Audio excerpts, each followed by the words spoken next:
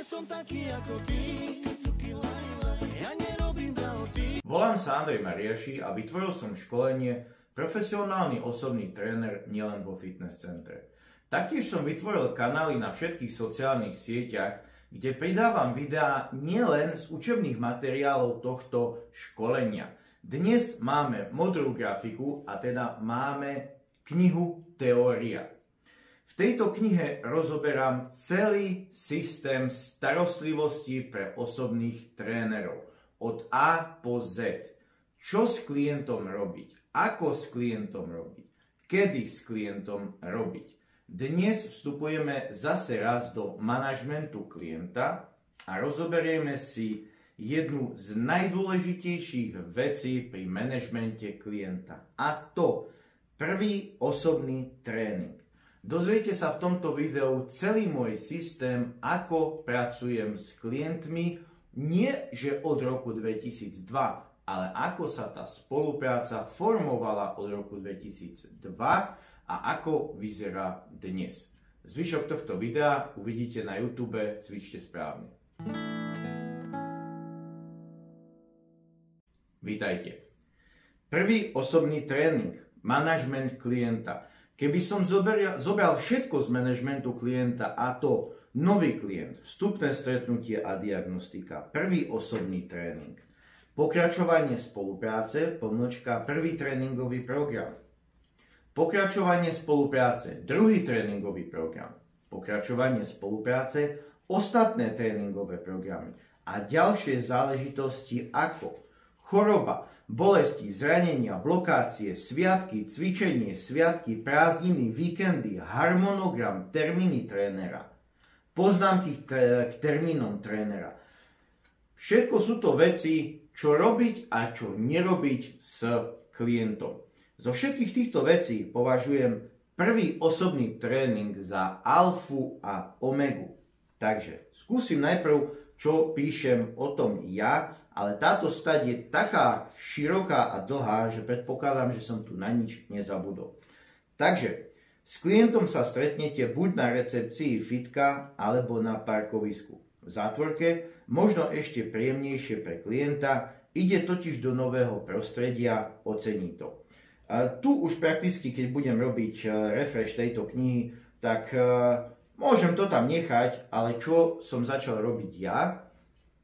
Pomerne skoro, teda neskoro, robím to ešte len nejaký rok, stále už chodím prvýkrát čakať klienta na parkovisko.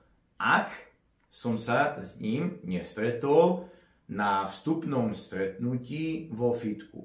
Ak máte vstupné stretnutie niekde v priestoroch fitness centra, táto vec už môže pre vás odpadať, pretože ten klient už u vás vo fitku bol a teda vie, kde a ako sa parkuje, ako sa ide do vašeho fitka, kde sa nachádza recepcia vo fitku. To sú všetko veci, ktoré pre toho človeka, ktorý príde prvýkrát do toho priestoru a nedaj Bože, je to človek, ktorý v živote nebol vo fitku a napríklad je to žena po 50-ke, tak týmto krokom, ak ste tam nemali vstupné stretnutie a prídete pre ňu na parkovisko, v jej očiach vstúpnete do výšin. 15 minút pred termínom. Toto je zásadné. Tento čas slúži neskôr na to, aby klient zaparkoval, prešiel, prezliekol sa a rozohrial sa na kardiotrenažéri v zátvorke 5 až 10 minút, odkiaľ si ho už vezmete a spolu pokračujete na rozcvičku. V tejto časti preberiem úplne všetko. Úplne všetko, čo sa týka prvého tréningu. Po vybavení klientovho vstupu a ukázaní šatne mu poviete, kde ho počkáte, keď sa prezlečie v zátvorke. Alebo ho budete hľadať po fitku, stratíte čas a hlavne on sa vystresuje. Ona, je to jedno. Ešte raz, čím budete mať staršieho klienta, dajme tomu po 50-ke, tým sú tieto veci dôležitejšie. poviem potom, že konkrétne prečo po 50-ke. Stále si treba uvedomiť, vy ste tam doma, on je tam prvýkrát v živote. Následne mu ukážete vhodný trenažér. V zátvorke adekvátny jeho stavu a vysvetlíte mu nastavenie / zapnutie. V zátvorke top je jedno tlačítko, akýsi quick start. Vy viete, aké máte stroje. Skontrolujete si, či sa vám páči jeho pohyb na ňom a intenzita. Dôležité znamená pri výbere toho trenažéra, kde by ste chceli, aby vás už na budúce čakal, odkiaľ si ho vezmete, tak musí byť adekvátny jeho stavu a problémom a musí ten pohyb už prvý raz sa vám musí pozdávať, lebo vašim cieľom nie je stále chodiť skôr na tie tréningy, aby ste mu stále nastavovali ten stroj. Vašim cieľom je ho to naučiť. Ja klientov síce rozcvičku učím, lebo všetky cviky ich učím, ale rozcvička už musí byť so mnou, pretože je jedno, koľko rokov je so mnou ten klient. Možno aj práve preto, že sú to klienti osobného trénera, tak sa nevenujú až tak tomu učeniu toho poradia. A ja to poradie som vytvoril, tej rozcvičky, a teda ho chcem aj dodržať.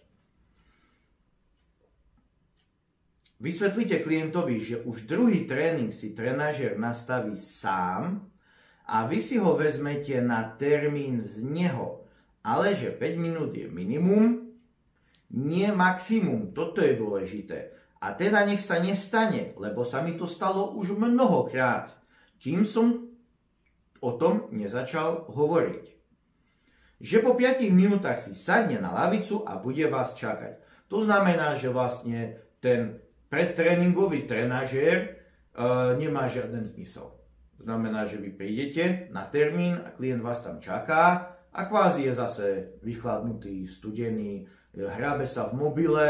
Ak je to podnikateľ, tak je už zase mentálne späť v práci. Čas pri prvom tréningu na jeho kardiu môžete využiť na zistenie aktuálneho stavu, či ho niečo nebolí, ako sa dnes cíti, lebo rozoberal som to už mnohokrát, čo konkrétne znamená aktuálny stav a čo všetko pôsobí na aktuálny stav. Znamená pýtať sa to klientov na každom tréningu, lebo aktuálny stav sa mení. Po 5 minútach prechádzate na rozcvičku. Jej základná myšlienka je minimalizovať možné poranenie na tréningu, zranenie. Naučená rozcvička vám vezme do 4 minút času a to za to určite stojí. 4 minúty za to rozhodne stoja. 15 minút už nie. Ale to len znamená, že možno to preháňate s tým rozcvičením a preaktiváciou a všetkými záležitosťami. Ja nikdy netrávim s klientom viac ako hodinu. A nerád robím zbytočné veci. Všeobecne v živote nerád robím zbytočné veci a týka sa to aj osobných tréningov. To znamená, nedávam tam veci, ktoré ja po toľkých rokoch a toľko školeniach a tak ďalej považujem za nepotrebné. To je to správne slovo. Nepotrebné. Nepoškodia, ale na čo tam vlastne sú? Záleží aj, s kým pracujete. Ja pracujem s bežnou klientelou, nie so športovcami, s bežnou klientelou a po väčšine nad 50 rokov klientela. Týmto som vlastne odpovedal na množstvo vecí práve. No. Naučená rozcvička vám zaberie, blablá, to som už povedal. Moja rozcvička sa opiera o koncepciu Greya Cooka stabilita a mobilita kĺbov v zátvorke častí tela, kde stabilné sú krčná časť chrbtice, lakte, drieková časť chrbtice, kolena a mobilné sú zápestia, ramená, hrudná časť chrbtice, bedra a členky. Kmitanie sa zase opiera o koncepciu Anatomy Trains. Niekedy budem rozoberať rozcvičku, ale to už budú tie videá, ako som spomenul vo videu A čo cviky, nájdete si ho. Tam hovorím o tom, ako budú vyzerať moje videá z fitness centra a rozcvička tam bude takisto.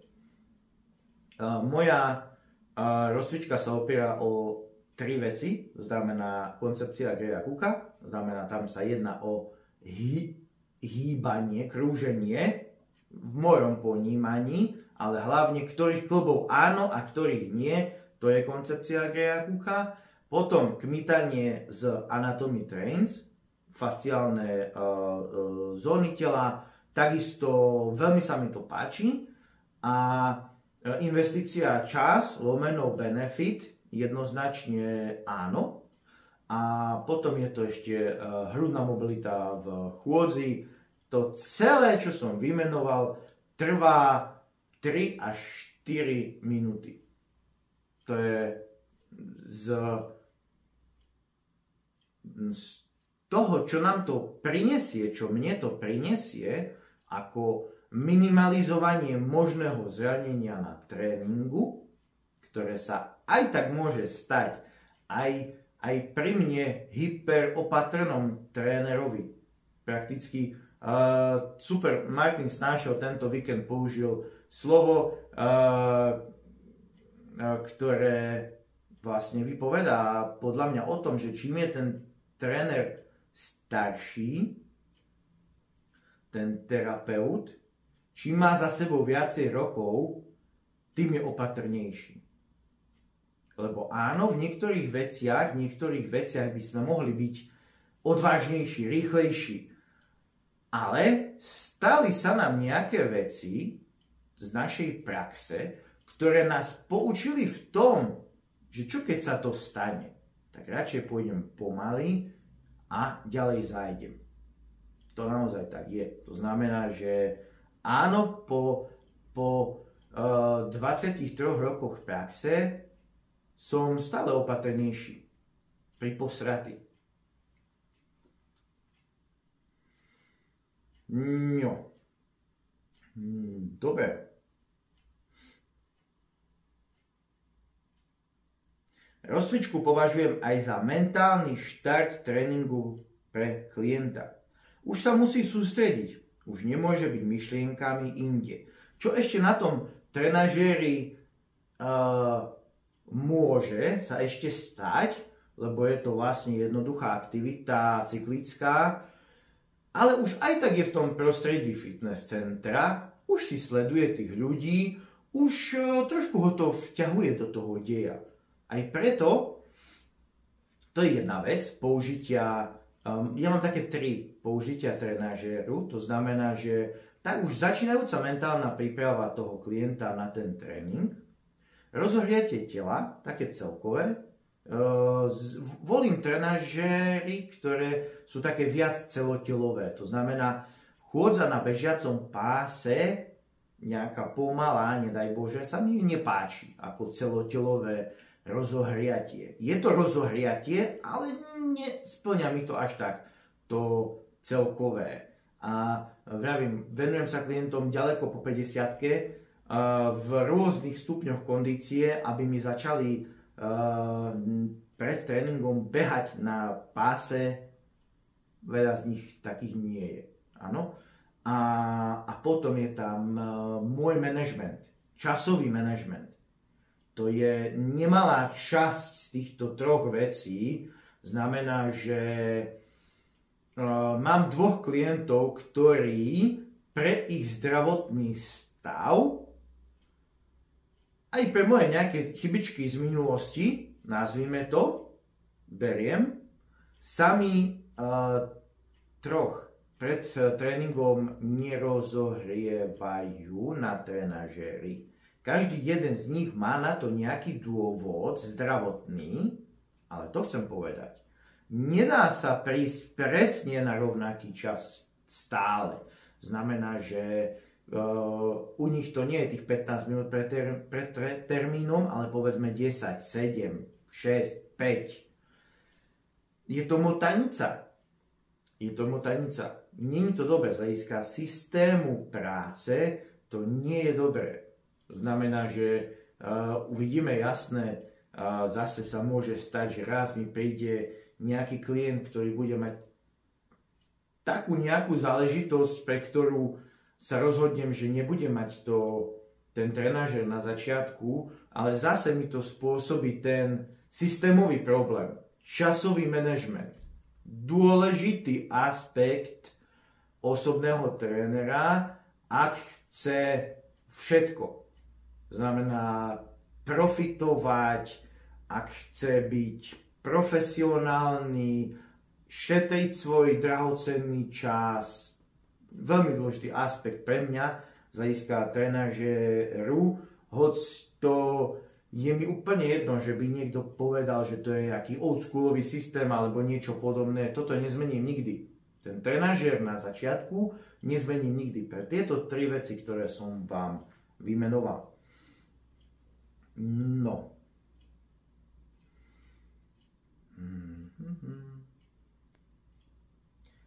Dobre. Jednotlivé časti rozcvičky v zátvorke nájdete v dokumente rozcvička. Ten dokument dávam účastníkom môjho školenia na USBčku s ďalšími XY dokumentami, ale je tam aj rozcvička rozpísaná detailne po jednotlivých častiach, ako ja ju používam, ako mi to dáva zmysel, tak je ten dokument na tom USBčku, môžu ho použiť hneď na druhý deň. Klientovi prvý tréning, jednotlivé časti rozcvičky ukážem s vetou pokračujte sám lomeno sama. Niektoré cviky im stačí ukázať raz, niektoré, napríklad bedrový ohyb, toto považujem za geniálnu vec, že som to zaradil do rozcvičky. Aj tento víkend mi to potvrdil, keď sme mali vlastne to školenie o výhreze plotínky. Moji klienti sa učia mŕtvý ťah, nazvime to, od prvého tréningu. A je jedno, či to je 12-ročný chlapec alebo 89-ročný chlap, žena. Je to jedno. Každý jeden tréning robia bedrový ohyb. Každý jeden tréning sami teda učia techniku bedrového ohybu, mŕtvého ťahu, záklony na stroji. Určité fitka majú aj hyperextenzné lavice, kde majú možnosť mať pokrčené nohy. To znamená, že zase to môže byť verzia bedrového ohybu až po mŕtvý ťah. Či už s jednoručkami, hexbar alebo olympijská osa. A vlastne dosť veľa rokov to už používam, nepamätám si koľko. To, že je tam aj bedrový ohyb a veľmi sa mi to osvedčilo. Keď už ten klient je v stave, že potrebujem mu dať nejakú verziu bedrového ohybu s váhou. On ho už vie, nemusím ho učiť zase. Geniálna vec. Takže napríklad bedrový ohyb ich budete učiť 3 a viac tréningov. Niekedy sa stane, že mi príde klient, ktorý poviem, niektorých to učím 5 krát a vy to viete na prvý krát. Nádherný bedrový ohyb. Samozrejme, vychádza to z niečoho, aj zo štruktúr toho daného človeka, ale dajme tomu, že ten taký globál, ten priemer je, že ich to učia sa to 3 a viac tréningov a zase, keby sme zobrali odpojeníčka ako typ klientov mojich, ja mám 10 typov klientov a nachádza sa tam aj odpojeníček, tak keď so mnou odpojeníček bude 8 rokov, tak 8 rokov mu budem ukazovať, čo vlastne to je bedrový ohyb a ako sa robí. Pretože nič pohybovo nenaučiteľní ľudia. Aj neskôr odporúčam okrem slovného aj krátku ukážku, čo nasleduje v zátvorke, aspoň naznačiť pohyb. Nenechávam klientov samých, a to samých aj akože bezo mňa a samých aj, že som tam a bavím sa napríklad o tom, čo bolo, už sa nebavím o stave minulom, potréningovom, aktuálnom stave pri kardiu u tých klientov, ktorí sú so mnou 5 a viac ráz, ale už tieto veci robím pri rozcvičke. Aj tak tam iba nestojím a nečakám, že si to ten klient pamätá, aj po rokoch. Zvládne celú rozcvičku, ale to poradie bude náhodné a ja ho tak nechcem. Na čo? Keď som tam. Zavedenie pri tréningu si vás platia. Po rozcvičke prechádzame na cvičebnú časť. Ak je klient v kategórii osobná spolupráca, nezaťažujem ho s názvami cvikov, aj keď mám inštruktážne tréningy k vypracovaným tréningovým plánom. Trošku si kontrolujem čas. OK. A jedná sa o začiatočníka. Prvé 1 až 2 tréningy sa venujem hlavne naučeniu techniky daných cvikov a až potom názvom a prípadným nastaveniam strojov, lavičiek a tak ďalej. Čo sa týka posledných dôb mojich inštruktážnych tréningov k vypracovaniu tréningových plánov ako akéhosi druhého typu spolupráce. Jeden typ je tá priama osobná spolupráca, kde som s tým klientom na každom tréningu a ja sa starám o tréningovú kartu. Nezaťažujem klienta s vecami z tréningovej karty a potom je tá druhá forma spolupráce, že vypracujem tréningový program, ktorý môže byť rovnaký pre toho daného klienta, ale potom, čo ho to naučím, čo trvá podľa stavu spôsobilosti toho a skúsenosti minulých s cvičením toho daného klienta, od 3 do 6 tréningov, kým prejdeme všetky cviky, ktorých môže byť od 12 do 16, to už je tak celkom, že 16, dajme tomu, že v akomkoľvek type tréningu, či to je celé telo rozdelené na 2 časti, na 3 časti, to množstvo cvikov nikdy nejde nad 16. Málo kedy ide nad 12, nad 14. 16 mi príde už veľa. Dokonca pri 2 sériách. Závisí, ako je telo rozdelené. A teda, koľko mám aj časového priestoru na množstvo sérií. Aký je súhrnný počet sérií v danej jednotke. Tak učím tie cviky 4 až 6 tréningov a potom začíname rozprávať o tom, robe už niekde okolo 4. tréningu, ako sa ten cvik volá. Aby ten klient z toho niečo aj mal. Keď príde niekto ku mne a povie, že ja chcem len jeden tréning k tomuto tréningovému plánu, nie. Fakt nie. Nevypracujem ti tréning. Takto nefungujem a poviem mu aj prečo. Každý cvik klientovi ukážem aj so slovným popisom v zátvorke. Čím laickejšie, ľudsky, tým lepšie. Fascinuje ma, a keď niekto používa, povedzme, latinčinu pri klientoch. Ako teraz ideme precvičovať latissimus dorsi, alebo to preháňa zbytočne s názvami svalových partí. Ten klient má čo robiť a s tým, že je vo fitku, že robí nejaký cvik, ktorý má 2 polohy, začiatočnú a konečnú, má priebeh pohybu a musí ešte pri ňom aj dýchať. Moji klienti rátajú cviky. Rozprával som už určite niekedy o tom na videách. Prečo? Ale to počítanie, opakovaní zase po nejakom 6., 8. tréningu sú na to vyzvaní, aby to robili a vysvetľujem im aj prečo to budú robiť. Prečo to nerobím ja. Ale ešte raz, nemôžete keep it simple.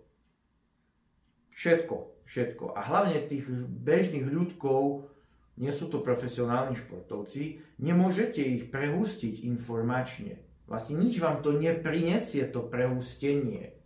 Že budete v ich očiach odborník. Možno práve naopak. Zjednodušovať. Každý cvik, blablabla, to som už OK. Následne ide daný cvik klient a ja si pozerám jeho pohybový prejav v danom cviku. V zátvorke mením svoje postavenie z hľadiska uhlov, pozeracích a takisto vzdialeností mením. Opravujem chyby, upravujem techniku.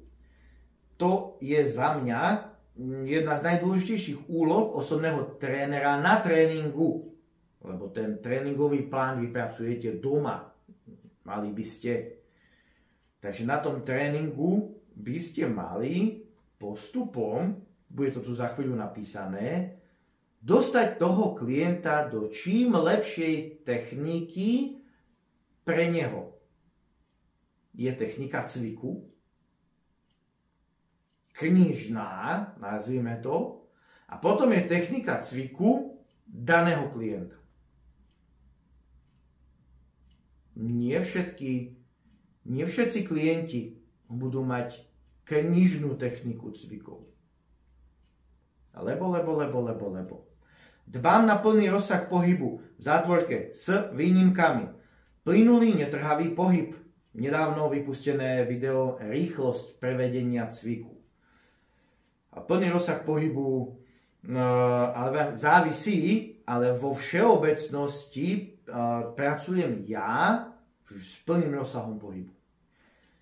U mnohých klientov sa na prvých tréningoch nedajú odstrániť všetky chyby a opraviť technika na 100%. Toto sú zásadné veci. Počúvajte ďalej. Klienta nechcem demotivovať, či nebodaj zosmiešniť, aj keby som sa ja z toho nesmial, aj tak by to mohlo byť preňho ponižujúce, že mu vo fitku, kde je množstvo ľudí, ukazujem niečo po 10. raz. Na čo?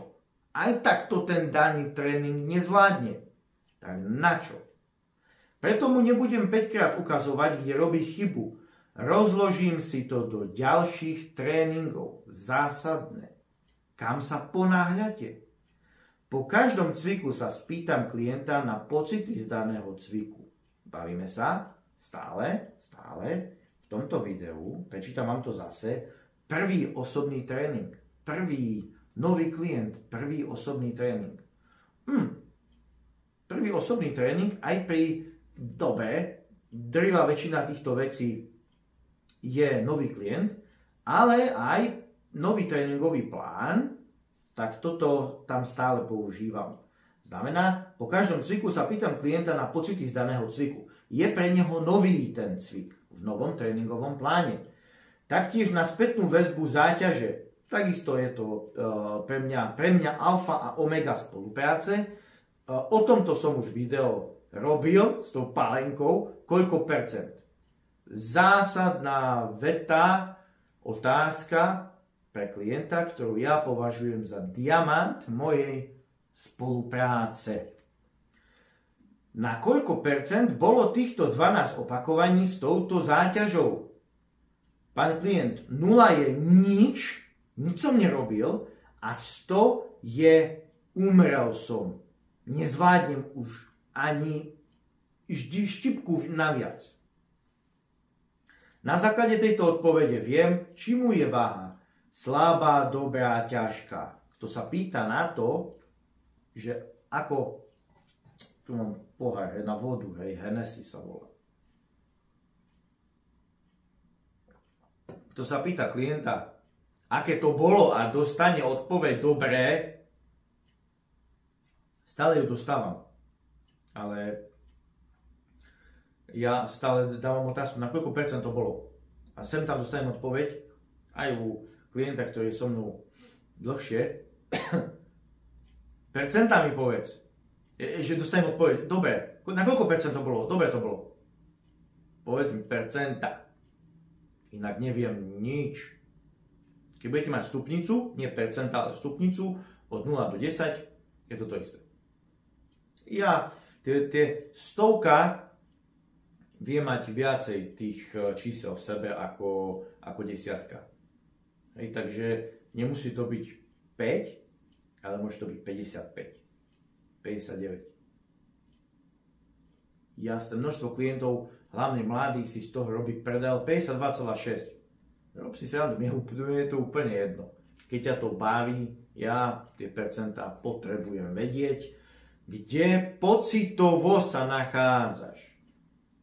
Tuto nebudem rozoberať, že kedy zvyšujem záťaž, ako jeden z metodotvorných činiteľov tréningu, pretože tých metodotvorných činiteľov je veľa, tých intenzifikačných techník je veľa, ale záťaž ako takú, kedy zvyšujem, predpokladám, že na množstvo videách, ktoré sú už von, som to povedal, tak si ich pozerajte, o chvíľu bude von 200 videí, to je 200 dní. Každý deň pridávam jedno video. No. Prvý tréning chce mať klienta na maximálne 60 pocitových percent. To je prvý tréning. Ja ho volám nultý tréning. Nemám nič zapísané, lebo som s tým klientom ešte nikdy necvičil. To je nultý tréning. To neznamená, že je zadarmo. Až o 24 hodín sa dozviete, či ste to prehnali v zátvorke svalovka, alebo nie. Prvý tréning je pre mňa z hľadiska zaťaženia nultý. Je to zistenie stavu, v ktorom sa klient a jeho svaly nachádzajú. Približne po 20 až 30 minútach sa pýtam klienta aj na celkovú vyčerpanosť a trvám na vyjadrení rovnakým systémom v percentách.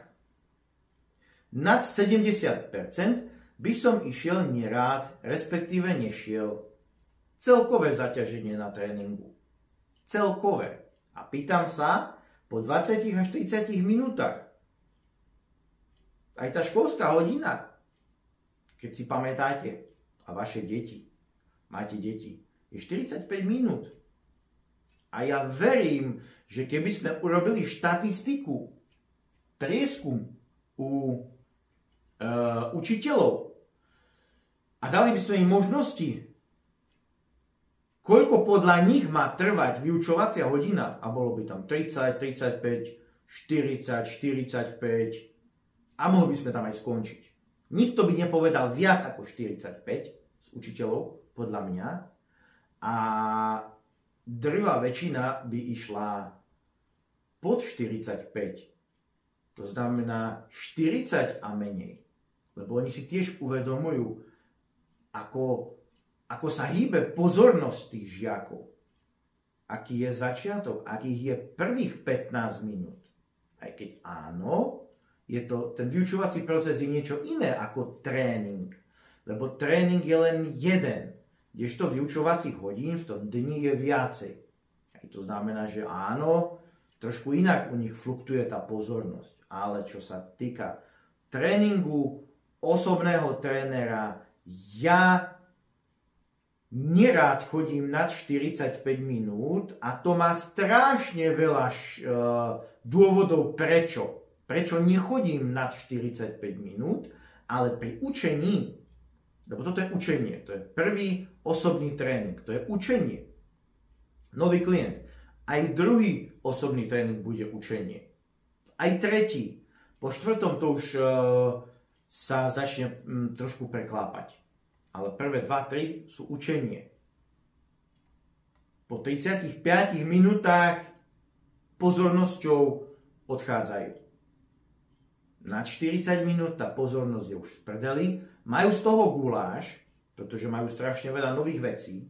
Pre nich nové pohyby, dýchanie, strašne veľa vecí.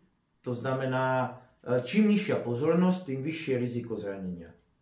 A vlastne čo dosiahnem tým, že by som ich učil ďalšie cviky nad 40 minút. To ich naučenie, nejaké zakódovanie tej techniky už aj tak bude na nič.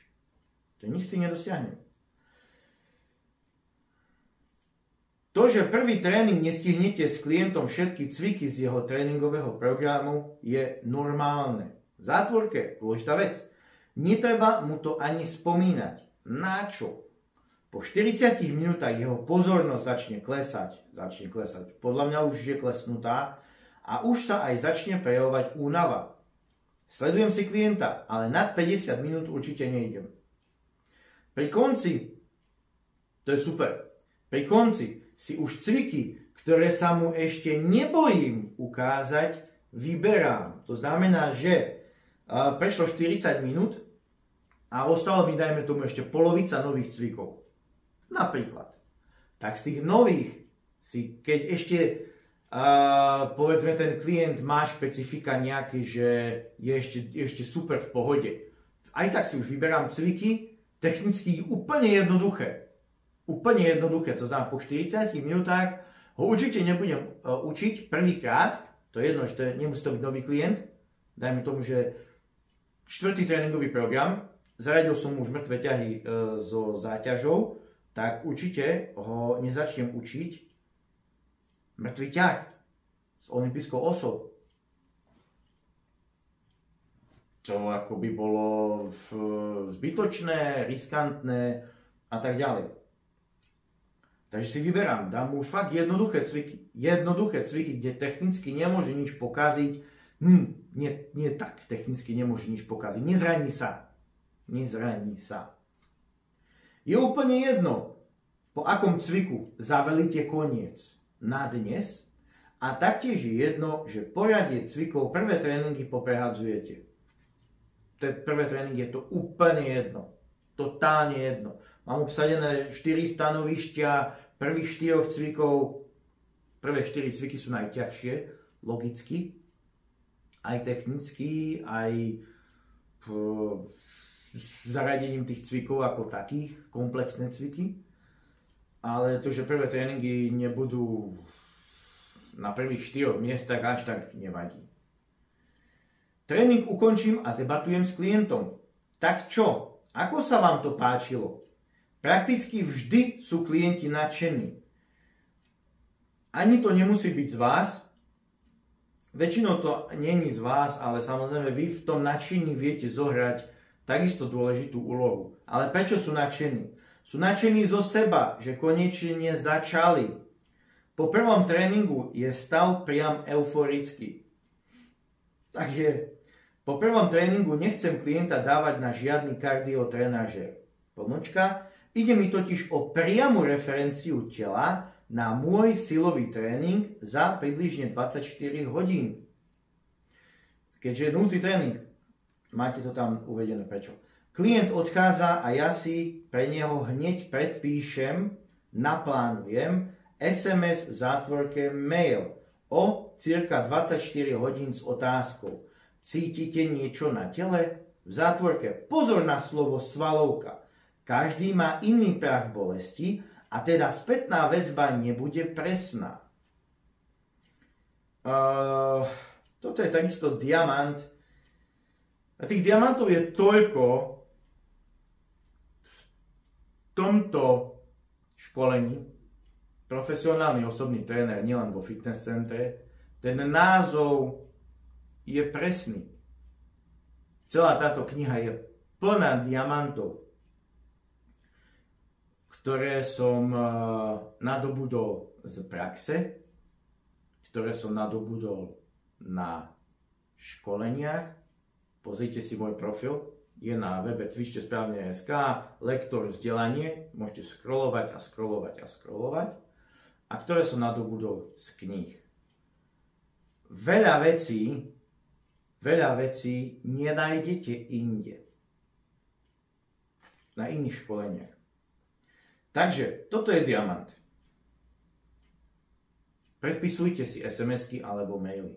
Ja osobne sa nespolieham na to, že nezabudnem napísať čiarka zavolať. Klientovi dôjde správa deň na to, ako sme mali prvý tréning a jediné, čo môže v jeho hlave bežať, pomlčka, tak toto je profík. Naozaj osobný tréner. Stará sa o mňa aj mimo tréningu. Nezabudol. Množstvo videí o zabúdaní a nezabúdaní je už von. Pozerajte si ich. Minimálne si pozrite to video s tými sviatkami. Dary, tuším sa volá dary, darčeky. Za B. Prečo áno? Na vašom ďalšom tréningu vám už nepovie priamu odpoveď, pretože prejdú 2 až 4 dni, kedy príde zase k vám, ak rozmýšľate, a svalovka už nebude. Veľmi vyčerpávajúca téma, takže k tomu viac ani nemusím hovoriť. Jednu vec ale poviem. Pozerajte si aj predošlé videá. Vidíme sa zajtra.